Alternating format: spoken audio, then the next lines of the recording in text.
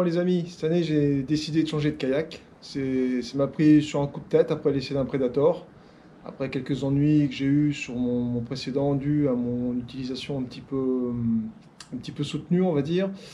Donc eh ben voilà, je vais vous le présenter. C'est c'est un beau petit kayak je pense. Pas encore essayé en vrai à cause du confinement, mais en statique il est déjà vraiment top. Vous allez voir ça. Une poignée de portage à l'avant, une trappe avant qui, se, qui peut s'enlever d'une seule main, tenue par un bout, ça évite de la perdre en mer, un joint assez conséquent. Dans le coffre, on peut y mettre des cannes si on veut.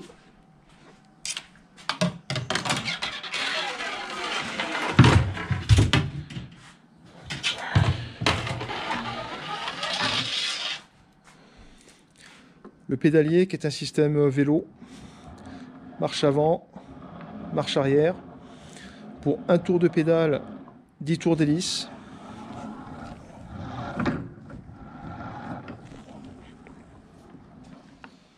Le pédalier peut se lever d'une seule main.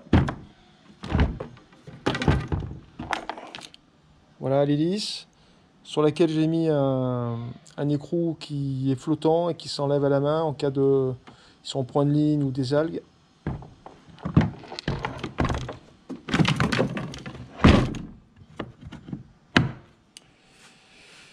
Des rails pour mettre des accessoires, porte-canne, rangement. Des petits rangements de chaque côté. On peut mettre des pinces qu'on veut. Ici. Là, on a des mousses bien sympas. Ça doit être assez agréable. Quand on est pieds nus et qu'on veut pêcher debout, je pense que ça sera chouette. La commande du safran, avec un système pour bloquer un cap. Une petite boîte étanche sur le pédalier. Voilà, on peut mettre des clés, portefeuille, papier. Moi, j'ai mis une petite mousse dessus. Il y a des petits sandos là. Ça, on peut accrocher des leurres et les avoir à portée de main. Un truc super pratique. Un petit rangement là pour mettre des cannes. Enfin, pour mettre une canne. Prête à l'emploi.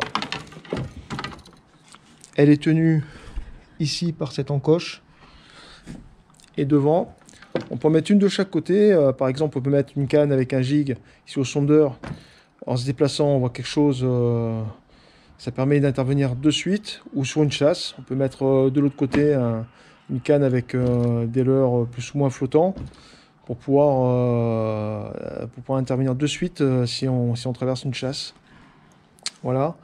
Le siège, très confortable, avec des réglages multiples en longueur. Un petit rangement en dessous pour mettre une boîte à leurre.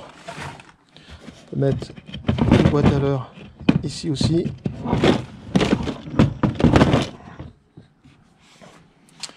Un truc très pratique, un porte-canne inversé qui permet de décrocher un poisson ou de refaire un nœud.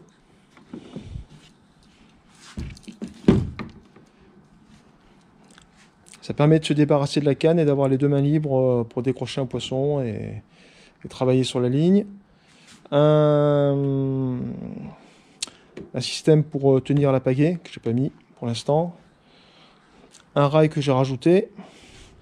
Porte-canne.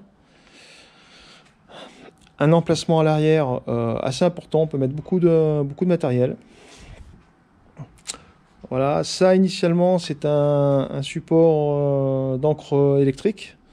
Donc moi avec une petite plaque en carbone, je me suis fabriqué un système pour mettre des supports. Ça permet de ne pas percer le kayak et voilà, c'est plus sympa quoi.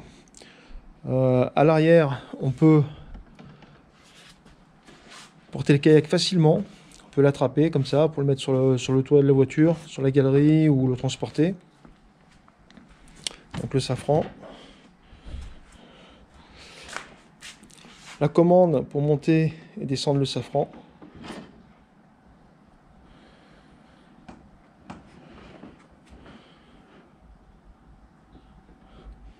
Finalement, on peut même régler la hauteur en fonction du niveau d'eau. Très pratique. À l'emplacement pour mettre la bouteille. Alors, une trappe étanche sous le siège pour mettre des choses qu'on n'aurait pas trop besoin de prendre en mer.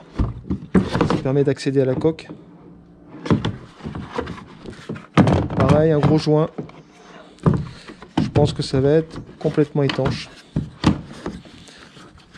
Les sangles pour tenir le siège, que j'ai pas positionné.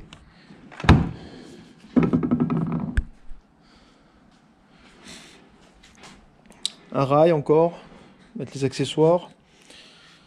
Les porte-cannes ont tous un système pour accrocher un boot de façon à sécuriser les cannes. C'est prévu dans les porte-cannes, c'est très pratique pour ceux qui les utilisent.